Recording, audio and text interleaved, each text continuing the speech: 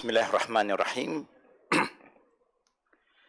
Innal hamdalillah nahmaduhu wa nasta'inuhu wa nastaghfiruh wa na'udzu billahi min shururi anfusina wa sayyiati a'malina. Man yahdihillahu fala mudilla lahu wa man yudlilhu fala hadiya lahu. Ashhadu an la ilaha illallah wahdahu la syarika lahu wa ashhadu anna Muhammadan abduhu wa rasuluh. Usikum wa iyaya awalan bittaqullah faqad fazal muttaqun. Kama qala Allah Ta'ala fil Qur'an al-Karim ba'da a'udzu billahi minasy syaithanir rajim. Ya ayyuhallazina amanu taqullaha haqqa tuqatih wa la tamutunna illa wa antum muslimun. Wa qala Allah aidan ya ayyuhallazina amanu taqullaha wa tanzur nafsum ma qaddamat lighadin. Wattaqullaha innallaha khabirun bima ta'malun.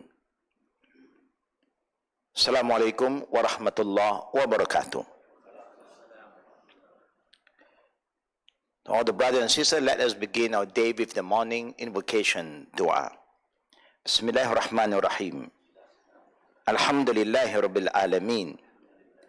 Allahumma salli ala Muhammad wa ala ali Muhammad kama sallaita ala Ibrahim wa ala ali Ibrahim innaka hamidun majid. Allahumma bika asbahna wa bika amsayna wa bika nahya wa bika namut wa ilayka nushur. Bismillahillazi la yadurru ma'asmihi syai'un fil ardi wala fis sama'i wa huwa as-sami'ul alim. Raditu billahi rabba wa bil islami dina wa bi Muhammadin nabiyya. Allahumma zidni ilman nafi'a wa rizqan tayyiba wa amalan mutaqabbala. Ya muqallibal qulub thabbit qulubana ala dinik wa ala ta'atik. Allahumma adkhilna jannatak wa ajirna minan nar. Rabbana atina fid dunya hasanah wa fil akhirati hasanah wa qina azaban nar. Wa sallallahu ala Muhammad wa ala alihi wa sahbihi ajma'in. Alhamdulillahi rabbil alamin. Amin ya rabbil alamin. Assalamualaikum warahmatullahi. All praise due to Allah Rabbul Alamin for His guidance, His mercy, for all the risk that Allah have provided to all of us till today. May the blessing and the mercy of Allah subhanahu wa ta'ala be upon those who seek His guidance and try to follow His guidance. Brothers and sisters, we always train ourselves to be humble enough to communicate with Allah Almighty every morning and every evening. When we make dua, it's a sign of our humble. We are trying to tell ourselves that we need Allah's help. But when we don't feel like asking Allah anything, that overconfidence is not good for us. We thought that we can handle everything, we can get everything we want, we can do everything by ourselves without Allah's help. That is not good at all. And that's why our beloved Prophet Muhammad sallallahu alaihi wasallam was sent down to teach us how to be humble and how to keep on a good communication with Almighty Allah, the Creator, who knows everything, who sees everything, who knows what is good for all of us. But we just have to be humble. Majority of the people today, they don't feel that they need Allah's guidance. They don't feel that it's important to ask Allah for help. They don't feel like that. Because we thought that we can do everything. And that is the beginning of our weaknesses. Overconfidence will cut off our relationship with Allah Rabbul Alameen. Look at the adab when we ask Allah for anything. You start by praising Allah to show that you are grateful and thankful to Him. It's like when you want to communicate with anybody, you must appreciate and be thankful and be grateful to what people have given you. And then you develop a good feeling. If you always be thankful and grateful to anybody who you communicate with, to your parent, to your good friend, I believe that people feel good. And then when people feel good, whatever you need, they are ready to give it to you more. So that's why in our prayer, the Prophet taught us, he had taught his ummah to start with praising Allah. Remember who is the one who has created all of us and provide for us. Now after that, Allah subhanahu wa ta'ala and our beloved Prophet want us to be connected back to Ibrahim alayhi salam. To perform the salawat by saying Allahumma salli ala Muhammad wa ala ali Muhammad kama sallaita ala Ibrahim wa ala ali Ibrahim innaka hamidun majid. Allahu Akbar. This is a sign that our Prophet ﷺ is guiding all of us. How important for us to have that kind of connection back to Prophet Abraham alayhi salam. Wa alaikum salam wa rahmatullah. I think this is a guest from Muhammadiyah, Singapore. Welcome. Yeah.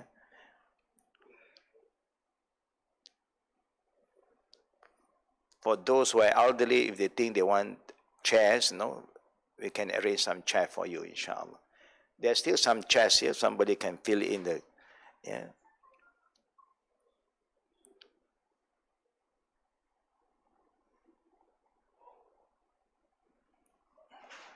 Give a helping hand. Alhamdulillah, sama. These are our guests, delegation from Muhammadiyah Singapore. Yeah? Yeah. They're supposed to arrive earlier, but maybe, yeah, Qadr Allahu ma sha fa'al. Allah knows best when it's the right time for them to arrive.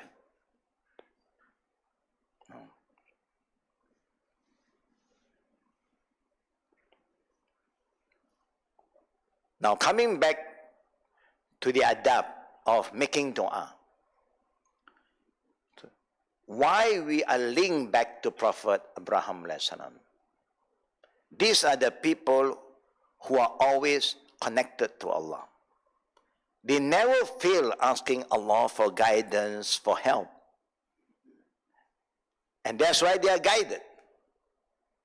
From Abraham to Isaac to Ismail and to all the other prophets, all are guided because they never disconnect themselves. Good time, bad time, they keep on asking Allah. And that's why we have to keep on asking Allah. The beauty of our religion is Islam is here to tell us about the past. I always remind all of you about the importance to learn from the past.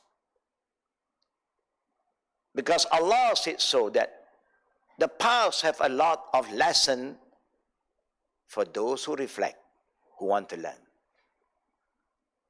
And then Allah also is telling us about our present, what to do now, what we can do now. Like Allah said, Inna Allah la yughayyiru ma biqawmin hatta yughayyiru ma bi anfusihim. Allah will not change the condition of any one of us here until we want to make changes. Do you want to make changes, brothers and sisters? Do you want to change? Yes, we want to move on, be stronger, more positive. And that's why we are here every Sunday to gain knowledge, not just to gain knowledge and stay still. Nothing changed. I'm the same old me. 10 years, 5 years, 3 years, I've been attending class. I'm still the same person. Of course, you are the same person. But your mindset must change. You must move forward, be positive, be proactive. That's how you move on. If just been learning and learning without plan to move on, you will not change. And our children is changing. They are growing, they are exposed to many other new things that we are not exposed to. I've been informed, maybe is there already or is on the way, that soon Malaysia is going to open the door for the 5G. I don't know what is 5G. You know what is 5G? Eh? Oh. The 5th generation. I don't know whether that means the 5th generation or not. This technology, most of our smartphone, we have 4G. Yeah. Now they are going 5G. I don't know, 5G is going to bring us where, you know. But those who have all this technology have their own agenda plan, what they want to do. We have no idea about that. We just wait and then use, that's all. When it comes, we just apply for it, download, and then alhamdulillah, we move on. But where are we heading? We have no idea. Whether you have your privacy, yeah, protected, all this, we have no idea. And that's why we have to prepare ourselves. We have to move on and help our children to move also. And the beauty of Islam, when you prepare yourself, you are not just planning for 2030, 2050, no. The majority of the people today, they do have plan for 2020. 2020 is just neighbor now. It's just another few months, we are going to 2020. For Japan, they are planning for Olympic. They have to get ready. The typhoon is coming, the hurricane, but they also have to get ready to make sure that the time they have the Olympic, you don't have this problem. They have to plan. Other countries also plan. I think at present, yeah, the parliament is coming with the budget plan. Yeah. Everybody is planning. But when you plan, being you and me, we plan about the future in this life. We don't plan for our future in the next life. I believe no parliament sitting have ever planned about Al-Akhirah. They have planned about 2 years plan, 3 years plan, 5 years plan. But Allah Almighty give us a vision. Give us guidance that you don't plan only for this life. You plan for your akhirah. And that is the difference between we as Muslims who believe in Allah and al-akhirah. We are not planning just for dunya. Dunya is always there for you. How well you plan, we don't know what will happen. It work or not, only Allah knows.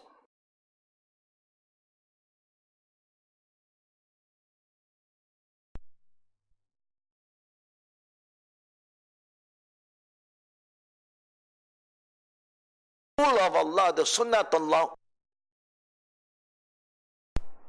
And the best planner is a person who plans for the akhirah. And that's what Islam offers us. This book that we are referring to, Life in Al-Barzakh, is guiding us.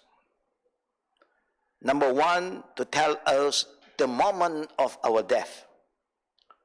Because death is certain, sure to come. Whether you believe or not, death is there. And that's why Allah said, وَعْبُدْ رَبَّكَ حَتَّى يَأْتِيَكَ الْيَقِينَ. Our duty is to worship Allah until yaqeen come to us. What is yaqeen? Is death. When Allah used yaqeen, yaqeen means death. Because death is certain, sure to come.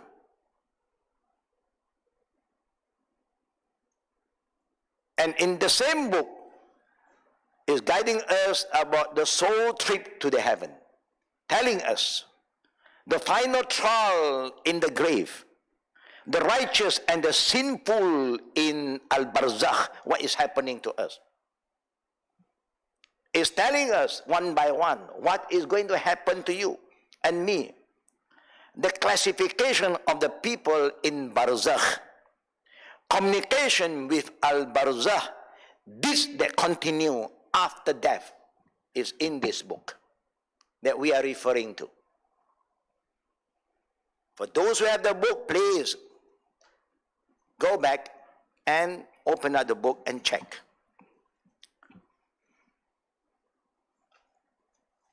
And Alhamdulillah, again Alhamdulillah, brothers and sisters, the more we learn about our deen, the more aware we are where we are heading. And I believe when you know where you are going, you are more prepared for that journey. But you must have that belief. It's like our children believe tomorrow they want to play football. They have to prepare already.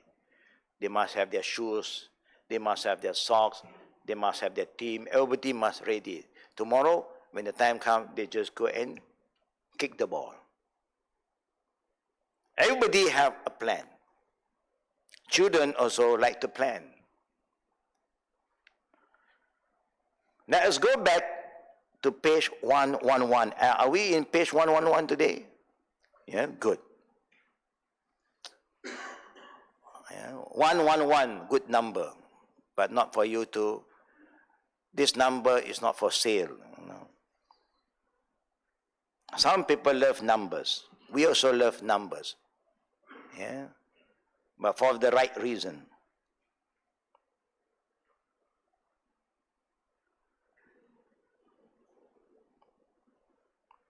I like to quote one hadith before that first.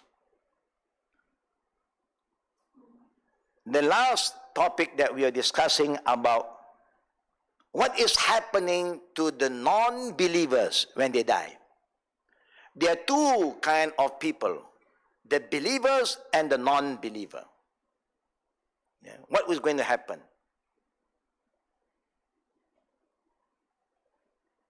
For us, who are not there, none of us have went into the grave and come home. Yeah, we pay a visit to the grave, but none of us is down there and then come up home. None of us. One who ever go down, he's down. Never think that he come and visit you. He cannot come back to visit you. Khalas. The Prophet said, when you die, in qata'a amal, your relation with the world is cut off. It's a one-way ticket. Down and move forward to Al-Barzakh. That is the reality.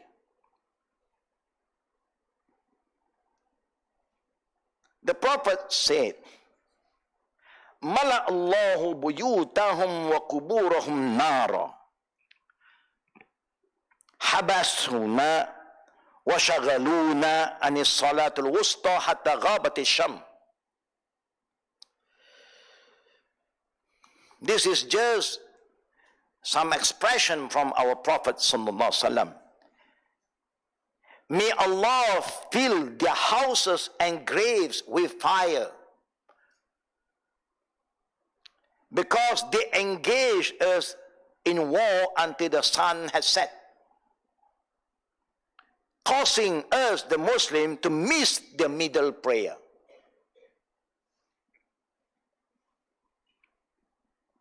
The Prophet one made a supplication that his enemies would be afflicted by both the worldly and the eternal fire. They were punished by Allah twice.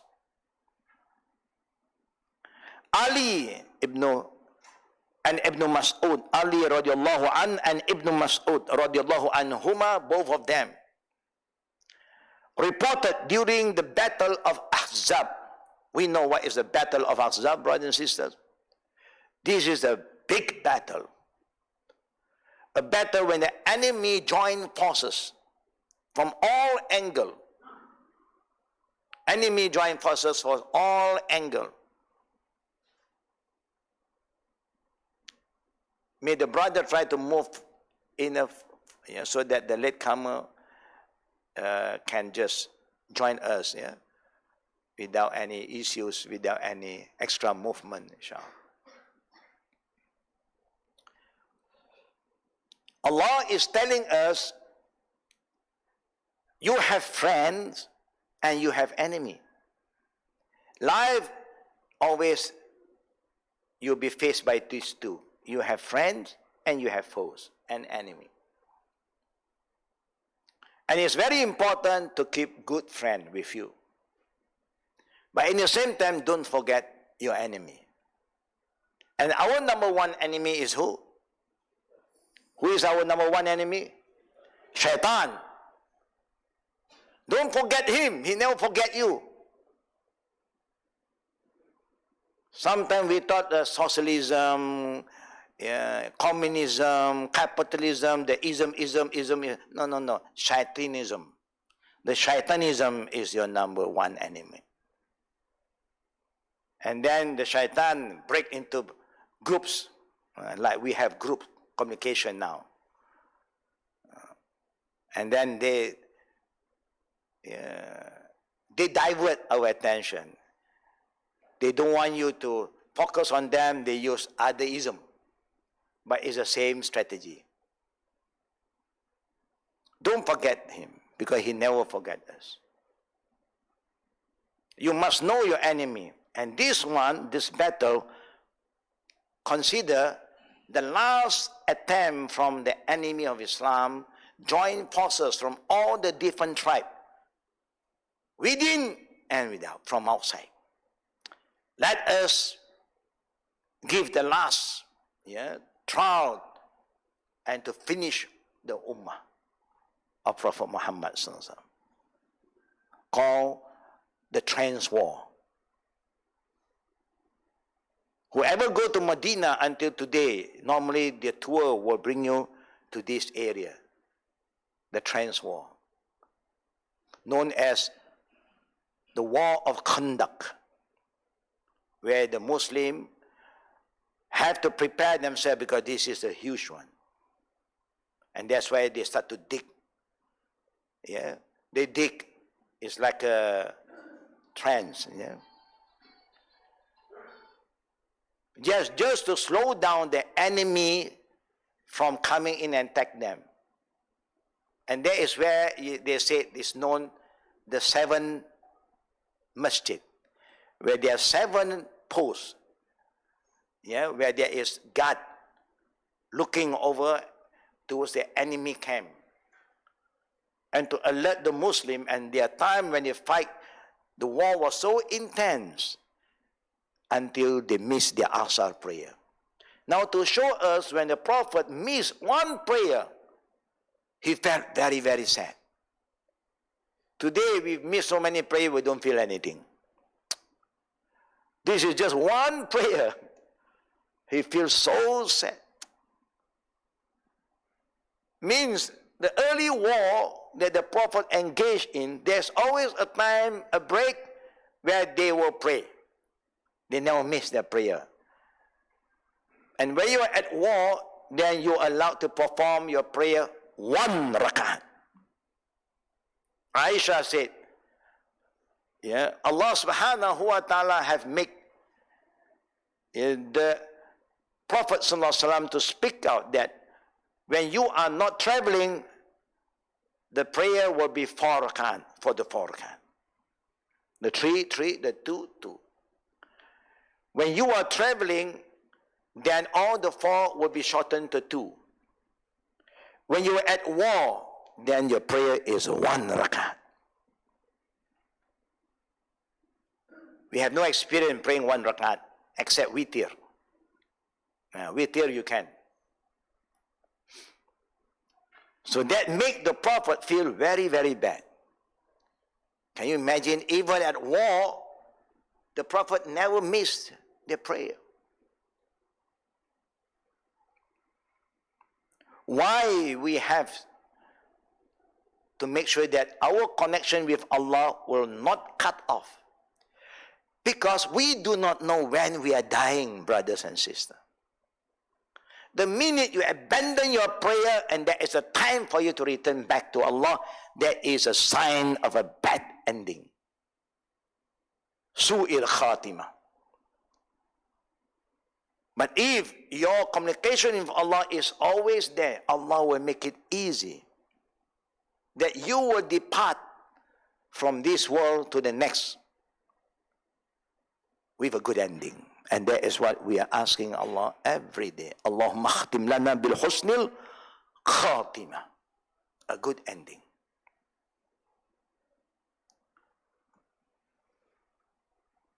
To have a good ending, have a good communication with Allah.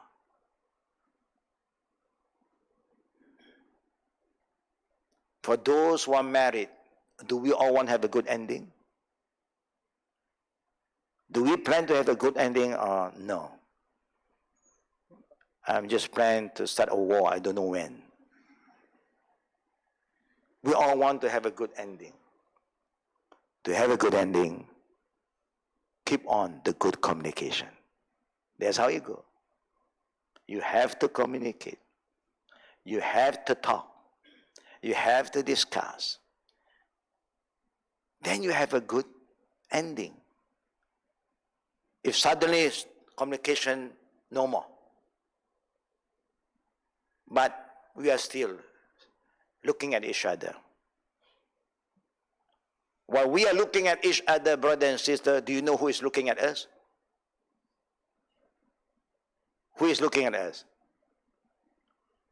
Of course, Allah will look at us. The Prophet did mention, when you look at each other with mercy, the mercy of Allah will descend on you. Look, we have been looking at each other. For what? With love, with mercy. When you have that, Allah shower His mercy. Other than Allah is our children. Children is looking at us. But children, when they look at us, they don't sit down and look. While they are playing, they look. While they are moving, they look. The children is like that. We thought they are not looking. They are looking. And they are recording.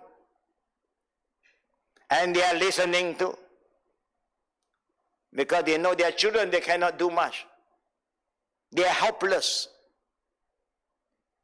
You're not going to listen to them. So they keep quiet.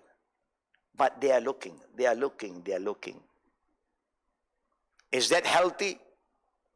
It's not healthy. But when you have a good communication, they'll look at you. Oh. And they'll learn how to communicate because you like to communicate. You like to talk. And the first thing that you have to communicate, like what Allah said in the Quran, Duribat alayhimu zillatu ay haytuma kunt. Duribat alayhimu zillatu, Allah said, wherever you go, Allah's test and trial will follow you. 2 persons will be saved. Zillatu, you will have a lot of problem. Illa, except those who have hablum min Allah wa hablum min nas. Those who have a good communication with Allah, and when you develop a good communication with Allah, automatically Allah will help you to have a good communication with fellow mankind. You are not judgmental. Yeah, you are not going to look down on the person. You always think of how to help each other. And that is because you have a good communication with Allah.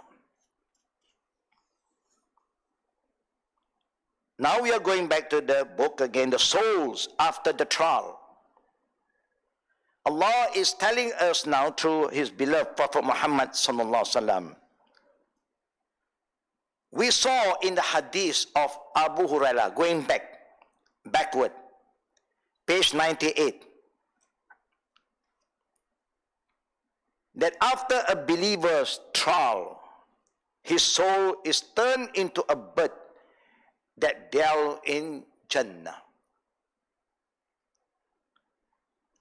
And he will eat from its fruit. There is fruit ready in Jannah. Jannah is ready. Fruit is ready.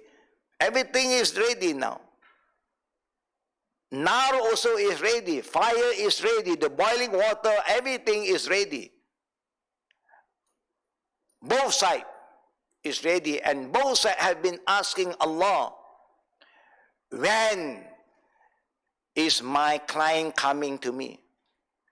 When is my guest coming to enjoy all the delights that we have been ready from the day Allah created paradise and hell? When you go to any restaurant, they are not ready yet. When you order, sometimes you get upset. Yeah. They take so long to serve you. Over there, you don't have to worry. They are ever ready. Because they are ready before you arrive. Yeah.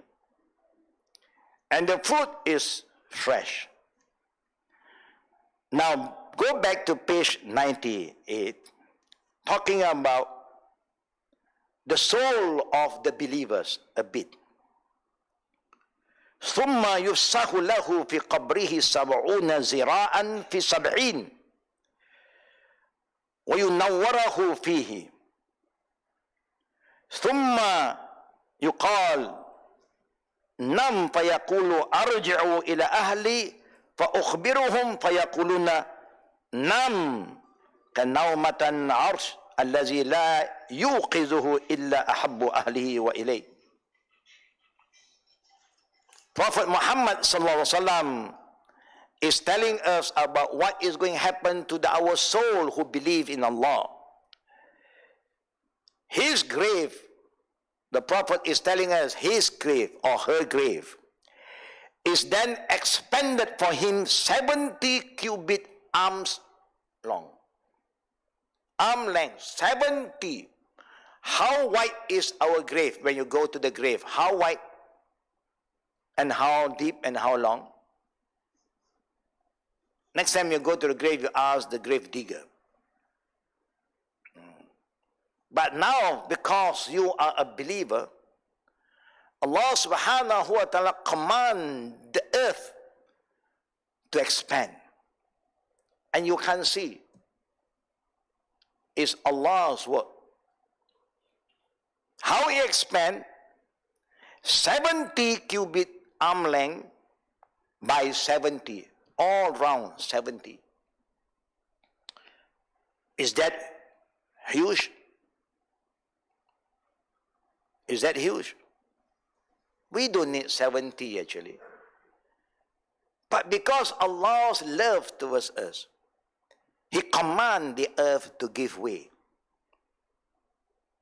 70 arm length. How big is 70 arm length? From here to here, how many arm length? About 1, 2, 3, 4, 5, 6. So it gives you 12 arm length. 70. Huge. Our grave is very wide. You know. Then Allah Rabbul Alameen will command a light to be lightened and illuminate the area for him. He's not staying in darkness. We only want to live in darkness when we want to sleep, true or not? When we are not sleeping, suddenly light went off. How do you feel? How do you feel? When suddenly when you were doing something, light went off. How do you feel? You worried? What happened? What happened? Restless now. Very restless. Of course, darkness only for those who want to sleep. And you know you are not there to sleep. You are resting. Yeah. But sometimes the expression the prophet used, he or she is being told by the angel, go to sleep. Sleep. How you sleep? No one knows how you sleep over there. You have blanket? Oh, Allahu Alam. Aircon? Oh, Allahu Alam. Today, I think when you have aircon, suddenly electric failure, you have sleepless night. Because you used to have aircon, suddenly no more aircon. Fan also none, because electric can fail. Yeah? But now, you sweat. When angel said to him, go to sleep, he said, let me return to my people. I want to go back to see my family. Why? I want to tell my family how happy I am. I have 70 cubit arm length. How spacious my grave is. You know? But they will tell him, sleep. Your duty now, rest. You cannot go back.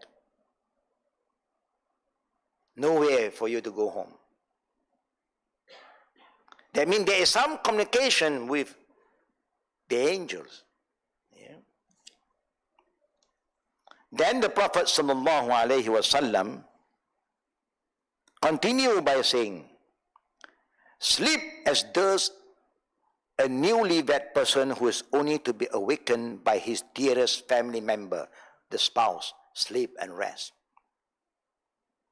Thus time passes as if it is but a nap until Allah raises him from his resting place. Time passed so fast. It's like the people in the cave. You remember Ashab al-Kahfi? They just rest. To them, it's just like maybe a few hours. But Allah said, no. You can just go out with your currency that you have with you in your pocket while you are sleeping. You still have some money with you. You go out and buy food now. Everybody was surprised. Where do this currency came from? It's 300 over years. They have slept for 300 over years. This currency is no more use. We have changed our currency. Then they realize. But look at how Allah make things happen. We thought that it's just half a day, but it's 300 over years. Yeah. The time according to Allah is very short. According to us is very long. Yeah.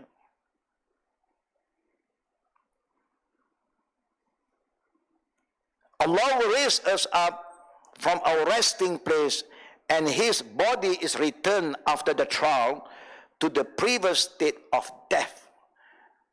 And his soul is placed with the other good souls, which are birds eating from the tree of Jannah. Allahu Akbar.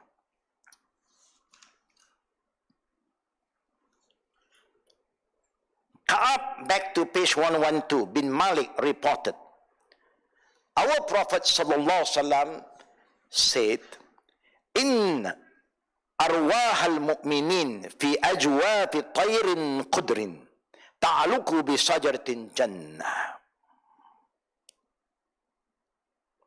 Indeed, the dead believer's soul. The Prophet used the word arwah, the soul. Plural for ruh is arwah. And that's why we, the traditional Muslim, always prepare kenduri arwah.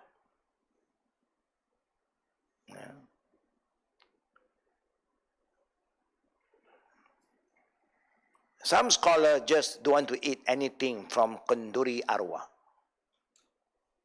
because that kenduri is for arwah, and we are not arwah. We are the living. This is for the dead. So let the dead have their food. And some people are like that. They say, what kenduri is this? Kenduri arwah, I cannot eat. I am not an arwah. I'm still living. And there are some scholars, when you send food to them, they don't come. If you send food to them, you say to them, ini sedikit from kenduri arwah. They just pour it into the drain. They just throw it. Of course, the people feel, what are you doing? You say to me, for I am not an arwah, man. So don't send any arwah food to me. But if you say, kenduri, for kesyukuran, we want to show our thanks to Allah, then we make dua for the arwah. It's a different intention. But now your intention, kenduri arwah. Can we change the word now? Next time, if you want to make a kenduri, don't say kenduri for the dead. Kenduri for the living to eat. That's why the Prophet ﷺ don't encourage us to even dress up the dead. Don't dress them out like how you dress the living. When they die, 3 pieces of kapan clothes, and then you wrap them up. They don't need the dress. The normal dress is for the living. They don't need that kind of dress. Just wrap up with the shroud. Kain kafan, they said. You don't have to even sew it. You don't have to design it like a stove. But today we want to do everything as though that, maybe they also have to dress up like how we dress up. No. You waste your money unnecessary, and Islam forbid us to waste. Even you have the mean. Don't dress them like when they are alive. No.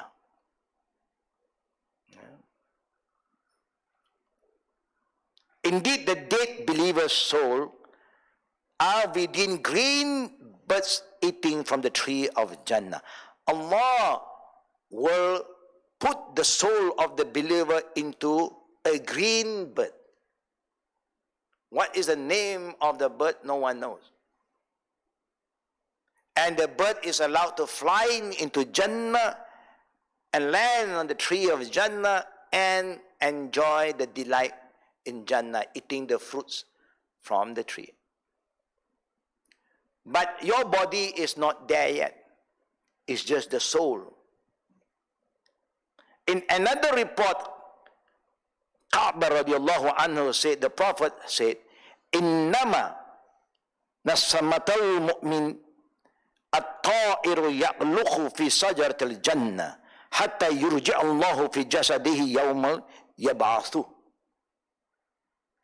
Indeed, a dead believer's soul is a bird that eats from the tree of Jannah until Allah restores it into his body on the day when he will be resurrected. That means when the day of Qiyamah, everyone will be commanded by Allah to come out. That's why Qiyamah, Allah named Qiyamah Yawmul Khuruj, meaning the day where everyone is in the grave have to come out, exit now, exit, out, out, out. And that day Allah also named it Yawma Tublas Sarair, the day that all secret will be open. Now you can hide so many secrets. You buy a good lawyer, fight for the case, they cover here, they cover here. Everybody can cover everything here. But that day, everything that is been covered will be uncovered. But Allah Almighty do love those who love to do good things. And the Prophet have said, Man satara musliman satara Allahu lahu yawm al-qiyamah. Meaning, if any one of you saw or see another Muslim doing something that is not good at all, to you, sometimes you don't know what they are doing. Whether it's good or not, you may not know, because you do not know the whole truth. This is your feeling. You start to make your own conclusion. That guy is bad. But even your conclusion may be right or wrong, but don't expose it to others. You cover. You see something wrong, you pretend like I don't see. Anything that is bad, been done secretly by anybody, and suddenly Allah make it happen that you are exposed to it, but you don't want to talk about it. You cover the weaknesses, the mistake of another brother or sister. In this world, the Prophet said, Allah will cover your secret. You also have your own secrets. You also have your own bad deeds. Allah knows. You may hide, but Allah said, no, yawma tubla sarair, the day of judgment, everything will be exposed. Except those who have been covering the mistake of others in this world, then Allah will cover your secret.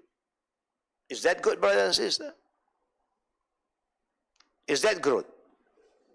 Alhamdulillah. Do we have our own weaknesses as husband and wife? Before you become husband and wife, you keep your secret very well. You portray, I am so good. I am Miss Right. Miss Patient, Miss, the good one. Our men also always portray, I am a gentleman. I only speak what is right.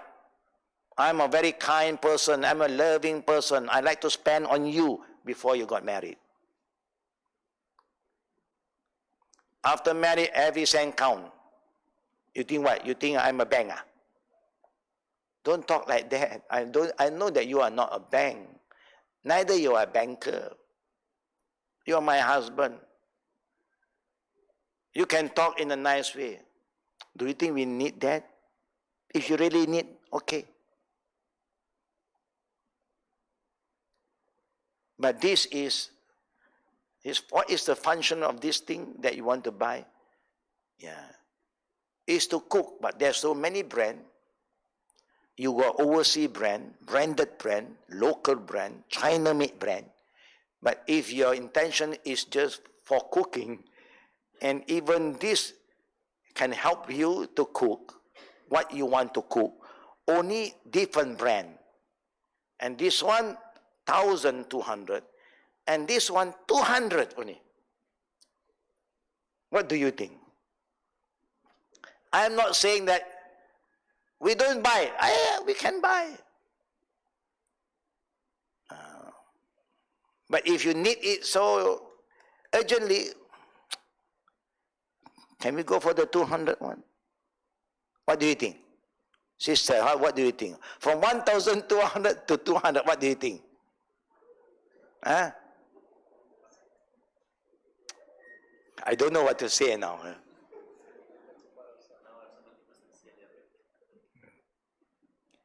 But remember, the purpose of that thing is to do this. And if you have something who can do the same thing, but because of brand. Why must you waste money because of brand? Why are you so branded? Be practical. Life is so simple. Don't burden yourself and others. But what can we do? We are so branded people. Something you buy a thing, 30,000, just because of the name. Allahu Akbar. You can go to Hajj already. You can spend one bag for 30,000. How about your Hajj? Not yet. I'm not prepared yet. No money. No money? 30,000 for one bag. Have money? Astaghfirullah. You talk to Allah next time. And see what Allah said to you.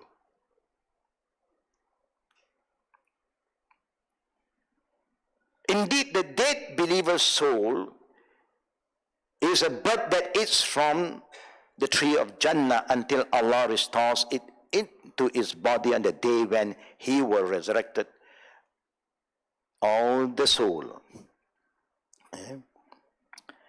This is, as we saw earlier, is Illiyun, where all of the dead believer's soul are gathered during the Barzakh period. As for the non-believer's soul, now Allah is telling us everything. You have the believers, non-believers, their situation. Allah is telling us about our situation. So you have no excuse. I don't know. We have no excuse. The non-believer have a lot of excuse because they don't believe. But Allah is telling us now. Yeah. That's why we Muslims are more prepared. Because we know, we have the knowledge. As for the non-believer's soul, we learned earlier that they are taken to Sijjin, which is a deep and tight prison. And that's why the Arabic word for Sijjin means prison. Huwa fi Sijjin, he is in prison now. Yeah. Now we have no authentic reference indicating the form, how do the soul take in Sijjin. We have no idea. But we have authentic hadith to tell us the soul of the believer will be in a green bird. And that bird will be flying into Jannah and land on the tree of Jannah and eat the fruits of Jannah. But about the soul of the disbeliever, we don't have authentic reference. Whether blackbird, eerie creature, or something else, yet we have no doubts that it is from a form of fitting for their sinning and their wrongdoing. It's very important for all of us to be positive. And if we want Allah subhanahu wa ta'ala to shower His mercy upon us more and more, we show mercy to others. Yeah. And if we want Allah subhanahu wa ta'ala to cover our mistake and our secret, we learn how to cover the secret, yeah, of others, especially something that is not good. Yeah. That's why one of the big sin that we take it lightly is the relationship between husband and wife. It's very private. What you share among yourself is very private. And one of the big sin in Islam is when you share among yourself, you thought that this is something very personal, very private. Then one of you going exposed. You know my husband, why you talk about your husband to other people? And you know my wife, like this, your wife, why you going to tell me about your wife? Is your wife what? You must honor the privacy. She shares her feeling, everything to you because she trusts you. And you also share with her because you trust her. is an amana. And if you don't take care of that trust, you make qiyana. And qiyana is very, very bad. Yeah.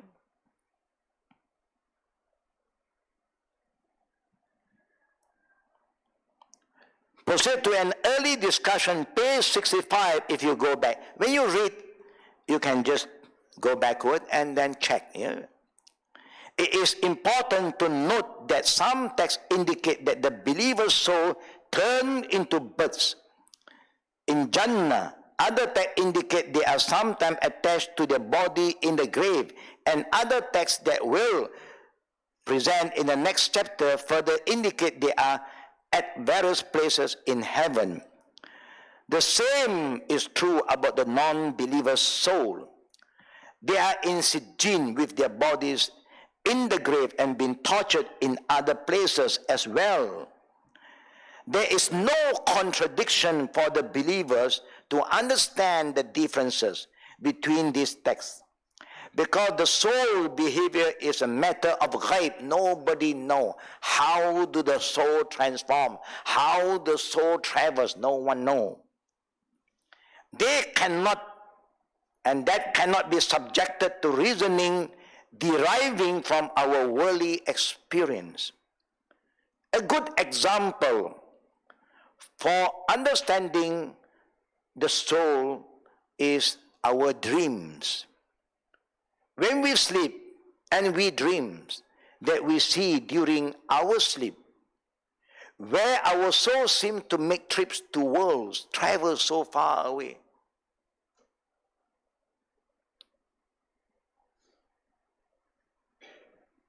I just remember my dream yesterday. It's a very unique dream.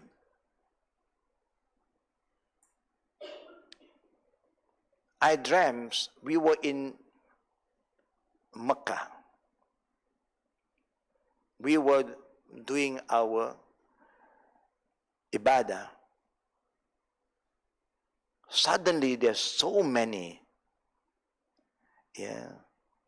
things flying above Mecca. Aeroplane, but different kind of shape. Then suddenly, it's like a UFO coming above. Huge! Caught me by surprise. What is this? What is going to happen to Mecca? Suddenly I wake up. I do not know how to interpret this dream yet. Suddenly, I thought, it's like I'm in a different world with all this kind of UFO, flying over. Small plane first, later on the huge one. Allahu Akbar. Maybe there's something Allah is going to tell me.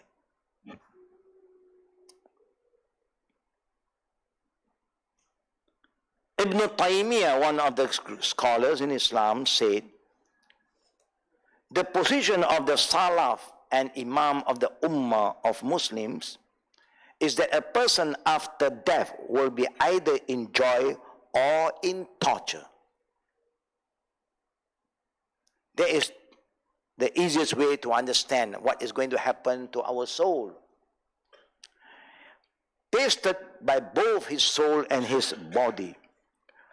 After the soul departs from the body, it continues to be in joy or in torture.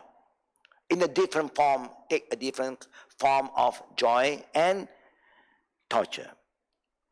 Also, when it sometimes joins the body, it tastes the joy or torture together with it. This is ghaibiyah.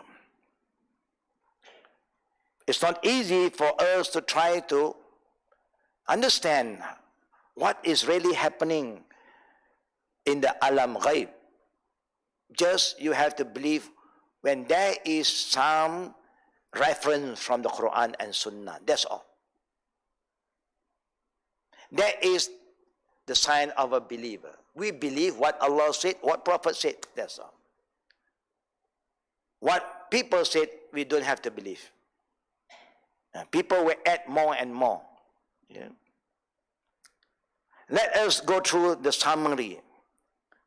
Changes in the grave environment. At the trial conclusion, the environment in the grave is changed in a way dependent on the trial's outcome. The change. The dead person is given for a believer furnishing and clothing from Jannah. Non-believer furnishing from hell. A door open for his grave to Jannah.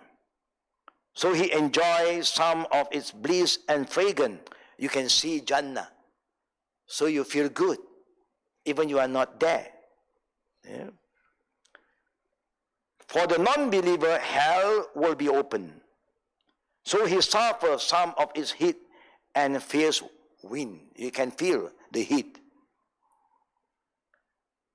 The extent of the grave, it is spread to the limit of his eyesight, 70 to 70 cubit arm length for the soul of the believer. Even when you dig your grave is so small, but after that, Allah subhanahu wa ta'ala will grant you the space. For the non-believer, the earth contracts on him, causing his ribs to break. Is getting narrowing and narrowing. Allah will command the earth to get close. Yeah. Lighting of the grave, it is illuminated for him, for the believer. For the non-believer, his grave is covered with darkness, and darkness engulfs him. The grave is filled for the believer with greenery. For the disbeliever, with fire. Now what is going to happen? Do we have a companion in the grave? The dead person did this amal, materialized before him in the form of a person who can speak and talk to him. This is the day that you were promised. He will talk to you. What is going to happen in the grave now? His deed take the form of a handsome man, companion with nice clothing and a pleasant smell. For a non-believer also, his soul will take in the form of a human, a companion with ugly clothing and foul smell. Now, the dialogue. Tidings carried by the companion, what this image is going to carry, he is going to say to you, I bring you glad tidings of Allah acceptance of all your good deeds and of gardens of Jannah with everlasting bliss, ni'mah. For the non-believer, he also talked to you because he was commanded by Allah to come to you in the form of a human and said to you, I bring you bad news. That's why all the Prophet was sent Bashiran wa Nazira, to bring you good news if you follow, and warning and bad news if you refuse to follow. His response to the companion, we are going to respond now. First is he is talking to us, and now we are talking back. Glad tidings from Allah be to you too. Because when somebody brings good news to us, we always respond with good news. That's why when people get Assalamu alaikum, we also respond wa alaikum assalam.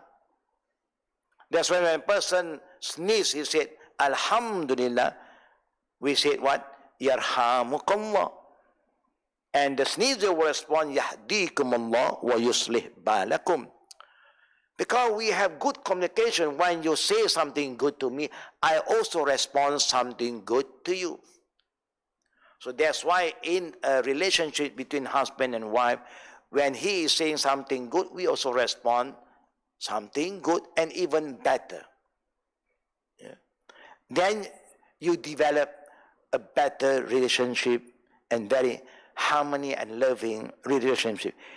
And then we will ask, who are you? Your face is one that brings goodness. Now, we also do not know who is this person. We thought he's a stranger. Say, who are you? But when I look at your face, I know you mean good. Because you look good. You come with a smiling face, very calm, soothing. Of course, you feel good. For the other party, bad tidings from Allah be to you too. And then we also are, who are you? To tell me like this? And your face is one that brings evil. When I look at you, I know you have no good feeling towards me. No, sometimes somebody come to you with an angry face. Do you think he's coming with something good? I don't know what he planned to do now, you know. But when you are in good condition, mashallah, you smile, you feel good. Yeah? Answer of the companion, dialogue is going on. I am your good deeds. Now, that person is responding, I am your good deeds. By Allah, I only knew you quick in obeying Allah and slow in disobeying Him. May He, Allah, reward you with the best. No, our deeds is presenting us. It's not our family, our friend. Our deeds, not our property. Our deeds will present you. So that's why we have to do a lot of good deeds. The more you do, the better is the image. And you see the dialogue. We know, being human, nobody is perfect. We do disobey Allah on and off. But the difference is, when coming to disobeying Allah, we do not act very fast. We are struggling, thinking, and then we do something wrong. We are trying to control our tongue, not to talk bad about people, not to gossip. Once a while, out of control, slip of the tongue. We have that. But when something good, we don't delay anything good. Be hasten, be hasten. That's why good thing, don't delay. If you have a chance, an opportunity to do something good, do it too. Yeah.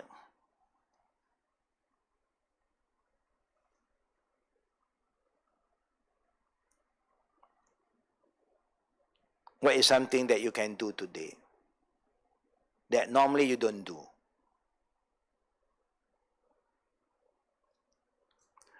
Outside, you can see we present some kind of essential oil. And it's written there, S-H-Y, shy. To make you shy. To make you feel good. You can rub it and then it gives you good fragrance, gives you rest. Yeah. But that oil is Sheikh Hussain. It's just 25 ringgit, you can try. And see if it's good or not. Yeah. Sometimes good thing is good to purchase and try on it. Yeah. For the other party, I am your malicious deed. You have been doing so many bad things. You are so active in doing the wrong thing. By Allah, I only knew you slow in obeying Allah. Sometimes you obey, but most of the time, when Allah wants you to do something, you give excuses. Okay, I have intention to do things. I have a plan, just plan. Lip service, no action. And quick in disobeying him, may he repay you with the worst. This is a dialogue. Then what happened after the dialogue? Doors to paradise and hell, two openings appear to the dead person in his or her grave. One opening shows blissful and splendid views of paradise. The other shows gruesome views of destruction in hell. You are not there yet, but Allah has exposed you to it. That's why it's an azab. You are not there, but you can feel it's coming, it's coming. It's an azab. The angel point at the opening to the hell and tell the dead person, for the believer, Allah saved you from this. It could have been your abode had you disobeyed Him. Allah have saved you. Good news. For the other party, this will be your final abode in hell. That's where you're going.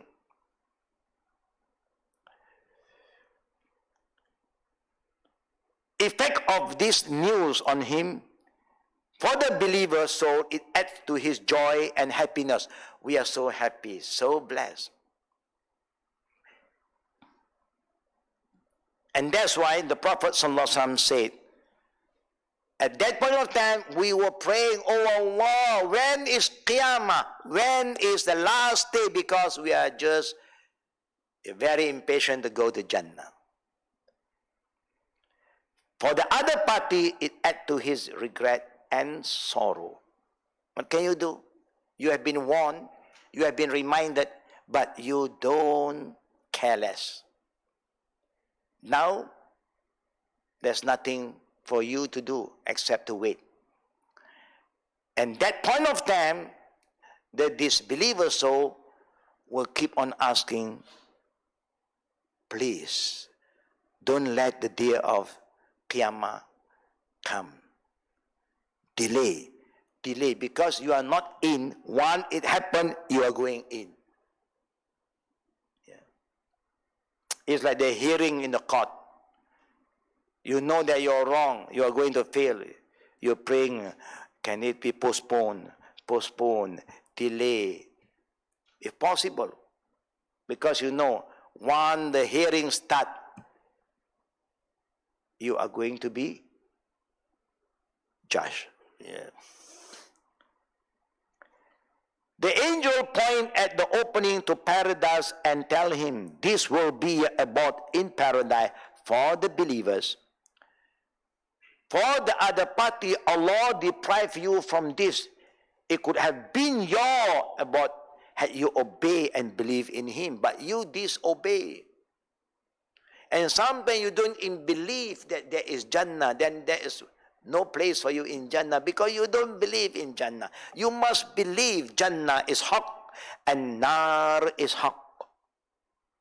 That's why the Prophet said, La tadkhulul jannah hatta tu'minu. No one enter paradise until he believe. Iman is very, very important.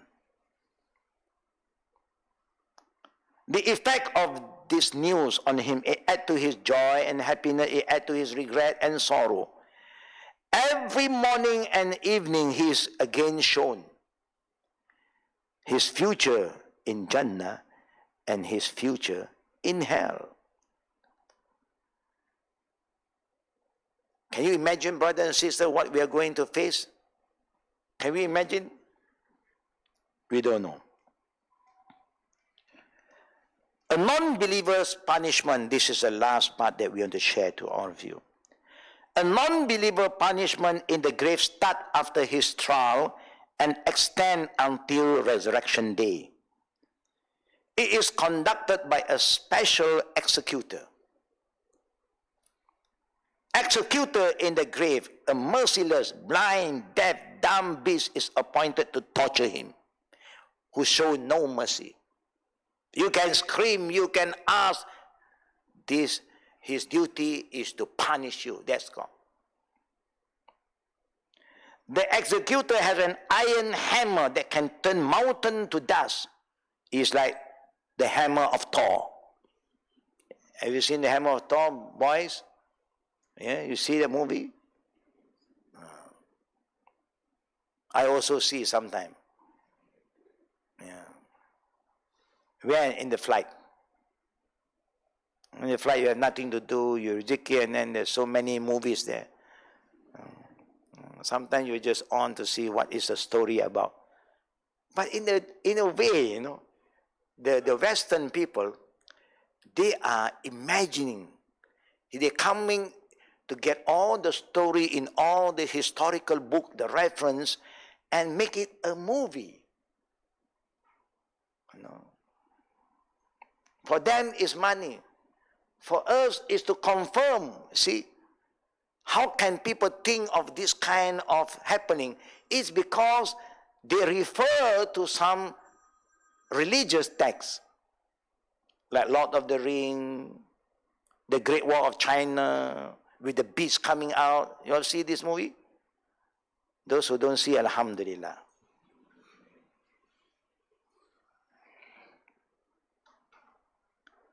The executor has an iron hammer that can turn mountains to dust.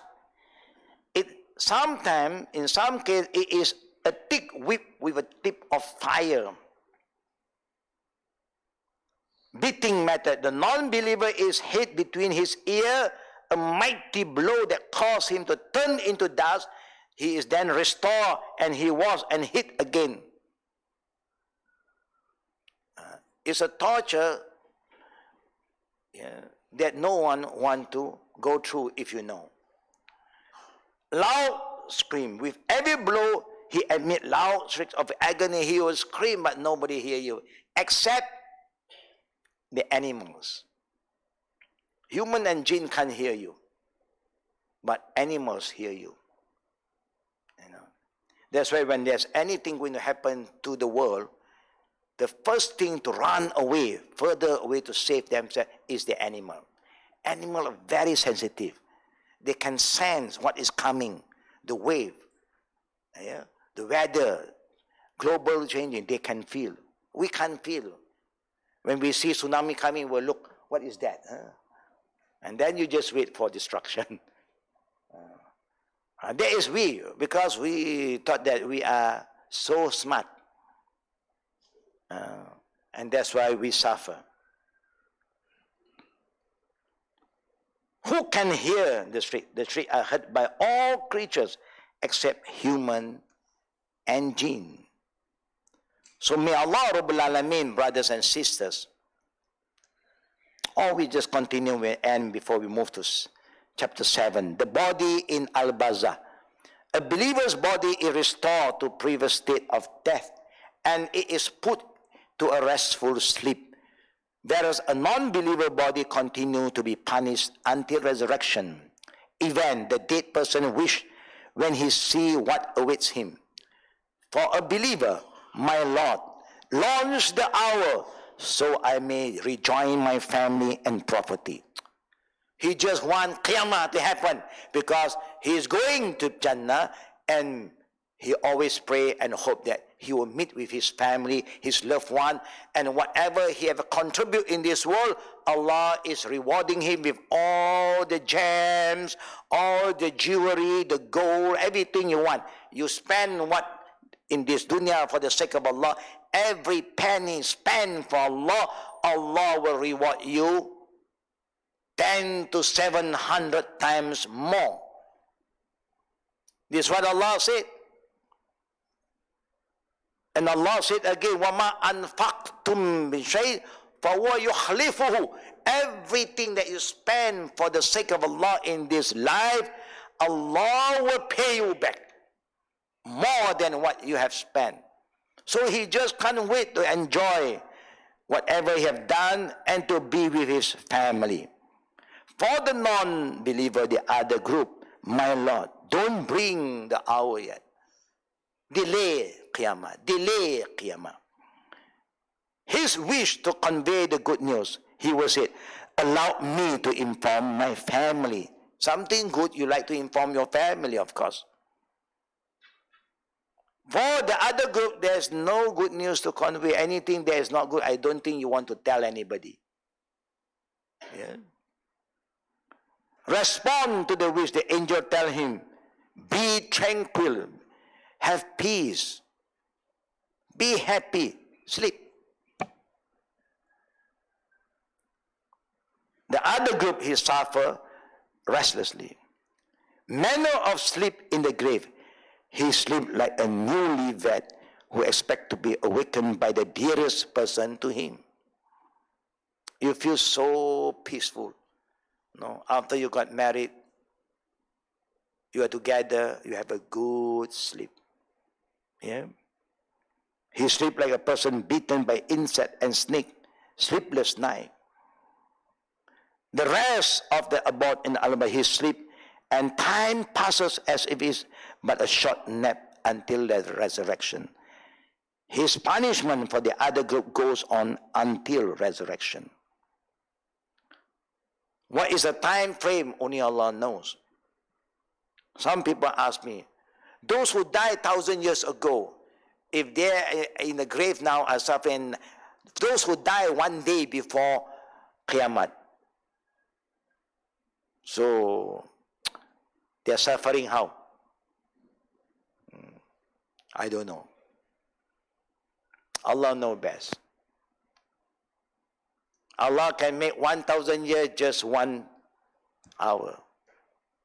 And the 1 hour of death that you die before resurrection day, Allah can have you go through 1,000 years pain. It's up to Allah. To Allah, this is no issue. To you and me, we go to our calculation. Yeah. Just prepare. The soul in Al-Barzakh is formed, it turned into a green bird for the believer. The other group, no information. Where it stay until resurrection, it stay in Illiyun. Where it stay for the other group, in Sijjin. What it does, it enjoy the company of other believers' soul and eat from the fruit of Jannah. It suffer in the company of other evil souls. This is what we conclude about this topic. Brothers and sisters, once again, we have been blessed. What is going to happen to us is been informed to us. Just get ourselves prepared before it's too late. And may Allah save us. Amen. Any question? We open for Q&A. Fatafaddal. Pass the mic.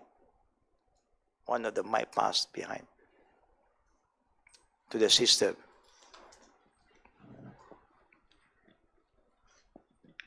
Assalamualaikum, Ustaz. Waalaikumsalam warahmatullahi wabarakatuh. Faddal, Sis Aisha. Ustaz, may Allah forgive me for my forgiveness, for my ignorance. Every year, a lot of people ask me about you, about Al-Qadim, about why I attend, and why I follow the lessons and all that. And I just give them the usual answer. I think it's right to do so. But they come in different forms, all these questions. So they in turn have asked me this present time just recently to now ask you a question which maybe I could have asked a long time ago, but now I'm thinking about it, I'll ask you now. The 4 mazhabs, right? Is it in the Quran? That's one. And secondly, is the question that I think my friends are aiming at is, why am I listening to Sheikh Hussain, known for, God forgive me, the word Wahhabism. Why is it that I'm listening to people who are talking about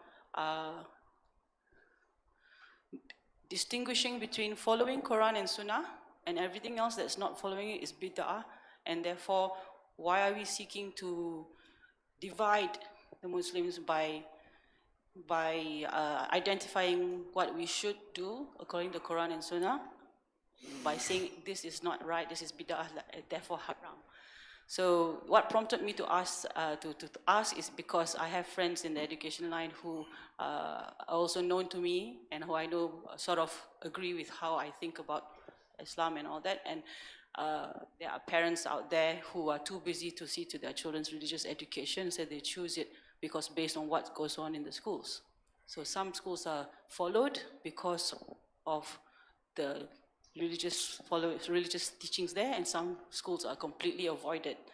So those are my two questions. So if they go harp on so much about this 4 mazhabs, okay, I don't know, is it in the Quran and Sunnah? And the second one is it, how do you, what status is this doing of saying that whatever is not in the Quran and the Sunnah is bid'ah? Does that mean that it's wrong, that we shouldn't do that?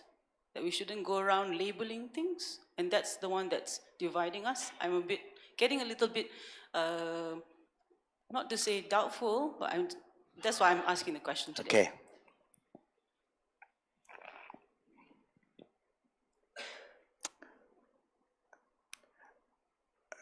Do you feel that there is 4 mazhab in the Quran? You can ask any scholars. Is the 4 imams' name mentioned in the Quran? No. Because we know all these imams, great imam, came later on. They are not even the companions of the Prophet. So, of course, their name is not mentioned at all in the Quran. Then, who is this 4 imam? They are scholars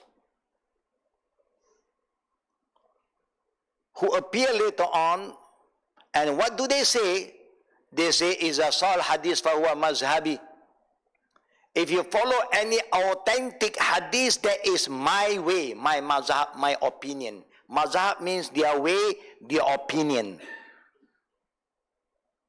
These are great scholars. None of the scholars command their student to follow them and tell them, "I'm right, the others are wrong." None.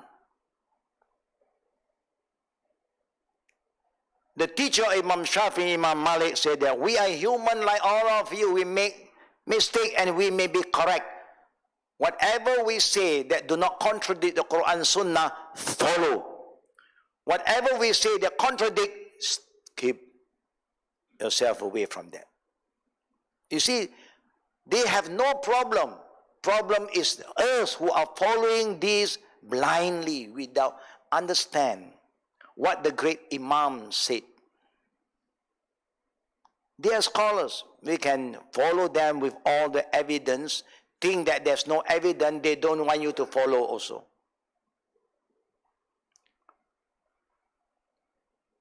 But the way we introduce mazhab today is like Islam is divided to the 4 groups.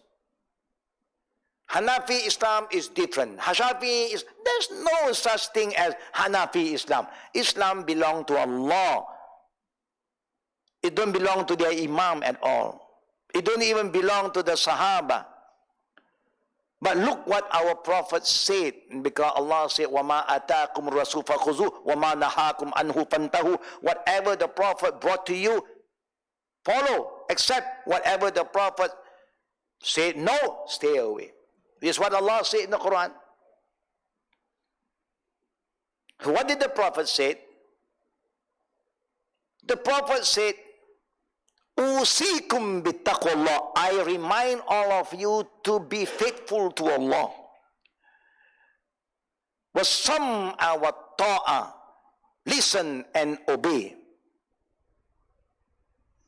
وَإِنْ كَانَ عَبْدًا حَبَشِيًّا. Even the one who is talking to you is a black, ugly slave. The truth don't belong to you and me, belong to Allah. Al-haq min rabbik. فَلَا تَكُونَنَّ مِنَ الْمُمْتَرِينَ. Don't be doubtful. Don't have doubts in accepting the truth. Man ya'ish minkum ba'di. Now the Prophet is going deeper now. He is trying to alert us, whoever live after my death, Prophet is telling us, whoever survive after my departure, فَسَيَرَى اخْتِلَافًا كَثِيرًا. You are sure to see with your own eye that this great ummah is going to be divided. Prophet foresee what is going to come to this ummah. Prophet said that, see, before he passed away, he said, فَسَيَرَى اخْتِلَافًا كَثِيرًا. That this ummah is going to be divided. Another hadith said, this ummah is going to divide into 73 groups. كُلُّهُمْ فِي النَّارِ. Every single group will end in hellfire. إِلَّا wahid, except one. And now how do you how do you confirm which one? Everybody said, I am the one. Jet Li have a movie, the one. Yeah. This is the saying of the Prophet. Let us see what the Prophet said. The one that the Prophet said, Ma ana alayya wa ashabi. Whoever follow the way that I have taught you, and the way of my companion. Not imam, companions.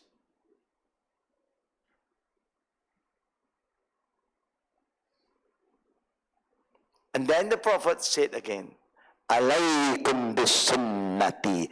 When this environment appear, that the ummah is so divided, who should you follow? The Prophet immediately said, Alaykum bisunnati. You have to follow my sunnah, my way.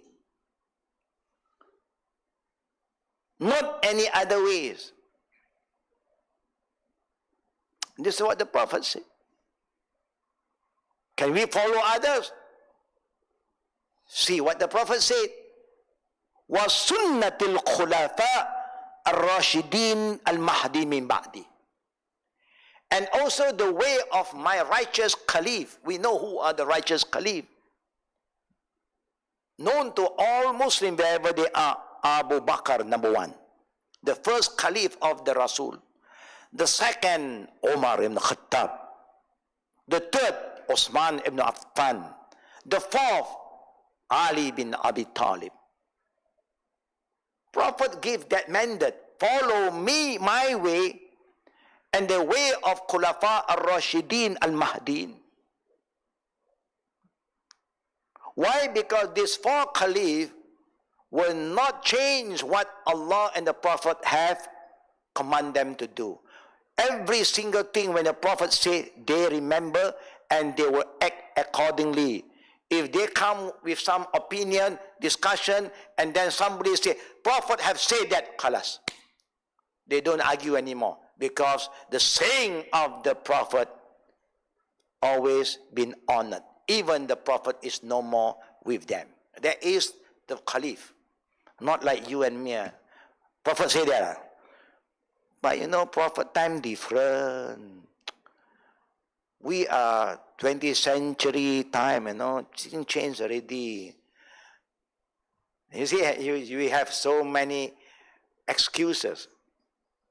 You think the Prophet did not know what's going to happen now? He knew. He knew. Allah gave him the knowledge. And then the Prophet even said that you must hold on to this. He said, I have nothing left behind to all of you. I am not a rich man to leave property for you. Taraktu fikum amran. I only leave to all of you two things. Amran bayinan. Thing that is very clear cut. Qala Allah, qala Rasulullah.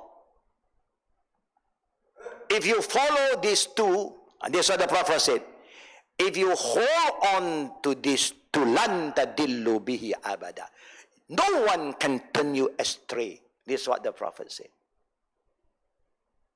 As long as you hold to these two, even shaitan cannot turn you astray. No human can turn you astray. Because they will try this, try that. You say, any evidence?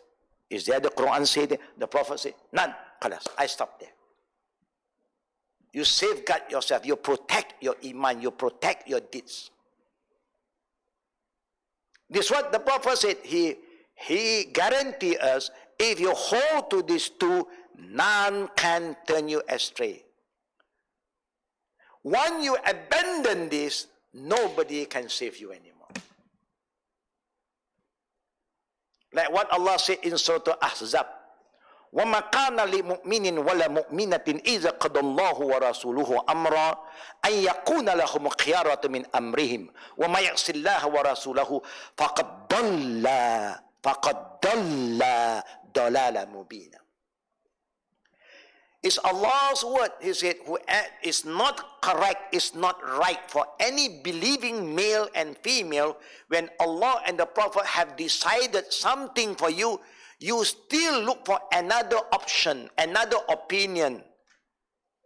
You can't. No one knows more than Allah, and no one understands Islam better than Prophet Muhammad sallallahu alaihi wasallam. And that's why Allah chose him to be his last messenger. Not like us. And whoever disobey Allah, choose another way, look for another option, Allah is telling us, فَقَدْ ضَلَّ ضَلَالًا مُبِينًا. That means they have disobeyed Allah and the Prophet, and Allah confirmed, فَقَدْ ضَلَّ ضَلَالًا مُبِينًا. They are astray. You feel you are not astray, but Allah said you are astray. You feel that you are not wrong, but Allah said you are wrong. So we may have problem. Now that is about the four mazhab. About me, people say, why people, I don't know what kind of Islam he's practicing. I also don't know. I only know one Islam only. If there's any two kind of Islam, three kind of Islam, I don't want to know. I only know Allah's Islam, Islam that belongs to Allah. If there is something Allah said, I believe. Nothing from Allah, I don't have to believe. Why I believe in Barzakh? Allah said there is Barzakh. When I believe in Akhirah, Allah said there is Akhirah. If you don't say, I don't want to believe.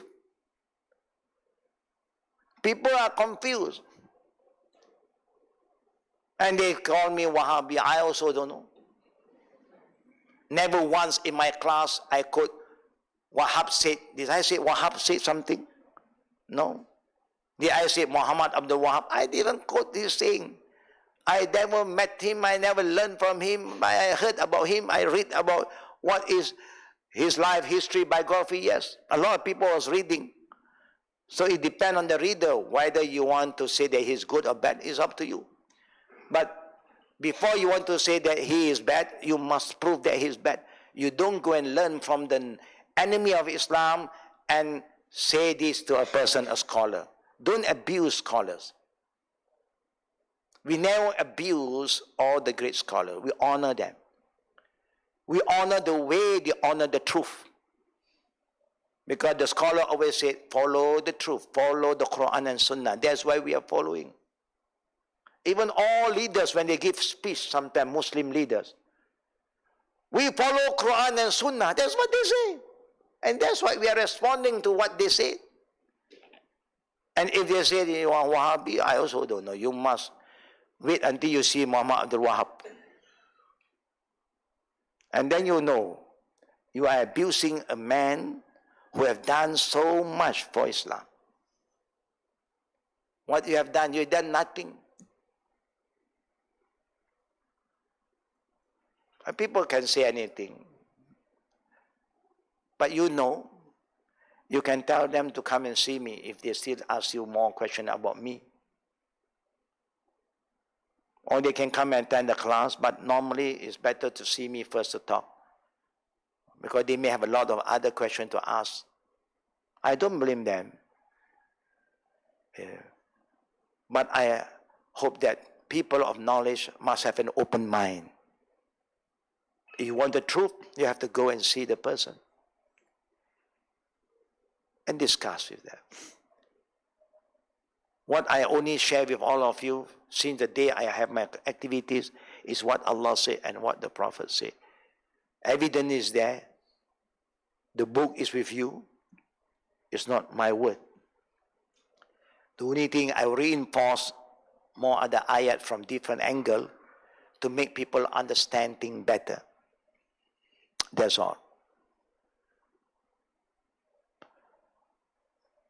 I hope they will stop talking gossip about me, because the more they talk bad about me, they are giving me more reward.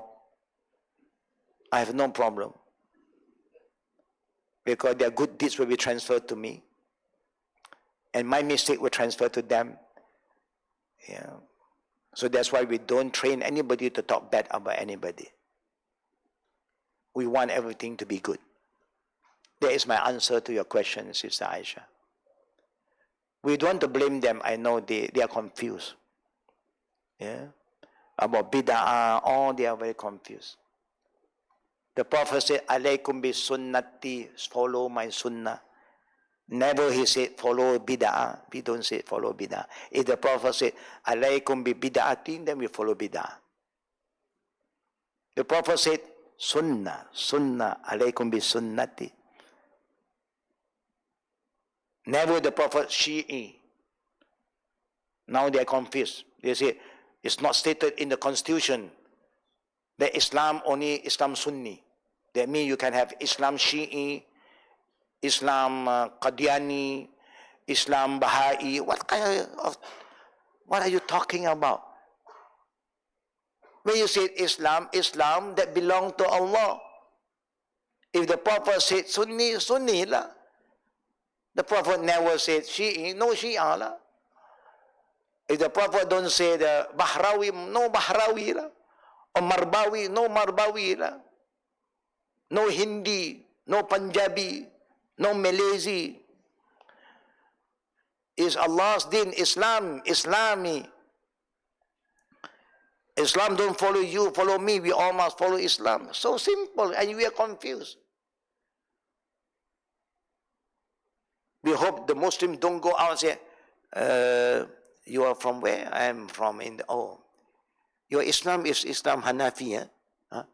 What Islam Hanafi? Islam don't belong to Hanafi. Abu Hanifa became a Muslim. And he learned and he became a scholar. The same to Maliki and Shafi. Islam don't belong to them. But the way we talk about Islam, that they are the founder of Islam. They are not the founder of Islam. Allah is the one who chose Islam, and He conveyed this religion through one man, Muhammad sallallahu alaihi wasallam. And that's why that man had united all the people together. All the tribe was united under Islam. Today, we are so divided with the name of Islam. Something is very wrong. Because our understanding is wrong. We don't understand Islam the way Allah wants to understand and the way the Prophet have taught us. That is our problem. And may Allah forgive us.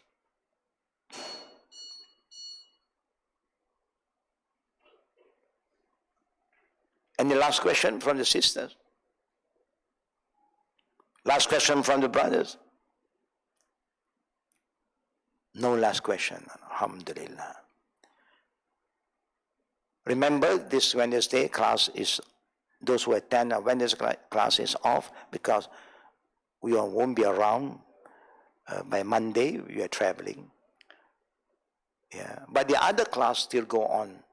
Yeah, only my personal class on Wednesday is off. So don't forget, yeah, to attend the Saturday and the Sunday class. And may Allah help us. Amin. Subhanakallahumma bihamdik. Ashhadu an la ilaha illa anta. Astaghfiruka wa atubu ilayk. Assalamu alaikum wa rahmatullah wa barakatuh.